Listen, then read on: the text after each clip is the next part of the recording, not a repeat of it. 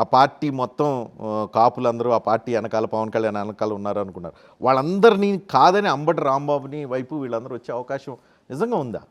తప్పు జరిగినప్పుడు, అన్యాయం జరిగినప్పుడు మానవుడి స్వభావం ఏంటంటే ఖండిస్తాడు.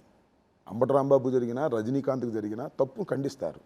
ఒక కులపరం దాడిని మరో కులం కాసుకుంటుంది. ఇది యాక్షన్ అండ్ రియాక్షన్. వాళ్ళు తెలుగుదేశంలో ఉన్నారా, జనసేనలో ఉన్నారా, that is a different matter. అవన్నీ కూడా పోతాయి, పక్కకు పోతాయి. బొత్స సత్యనారాయణ కంటే పెద్ద కాప మీరు, కన్నబాబు కంటే పెద్ద కాప, తోట త్రిమూర్తుల కంటే పెద్ద కాప, ఇంకా చాలా మంది లిస్ట్ ఉన్నట్టు. వీళ్ళందరికంటే మీరు పెద్ద కాప? వీళ్ళందరికన్నా నేను పెద్ద కాపును కానే కాదు. కాకపోతే నా మీద దాడి జరిగింది కాబట్టి నా మీద సింపతి వస్తుంది.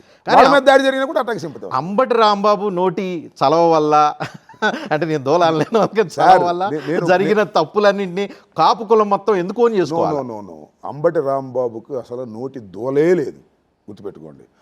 వాడిగలిగినటువంటి నోరుంది, వాడతాడు. దోలంటే ఏది పడితే అది మాట్లాడతాం. నేను ఇప్పుడు ఏది పడితే అది మాట్లాడలేదు, మీరు చూడండి. ఇప్పుడు నా మాట్లాడితే దాన్ని సమర్థించుకునే ప్రయత్నం చేస్తాను. నాకు ఎవరో ఇంకొక ఆయన కూడా అన్నాడు, నీ రెడ్ బుక్ నా కుక్క కూడా లెక్క చేయదంటే అది నోటి దొల కాదా అని. అది నోటి దొల కాదు, it is a political statement. ఇప్పటికీ చెప్తున్నా, లోకేష్ రాసిన రెడ్ బుక్ నా కుక్కలు కూడా లెక్క చేయమని చెప్పా. ఆ రోజుని చెప్తున్నా.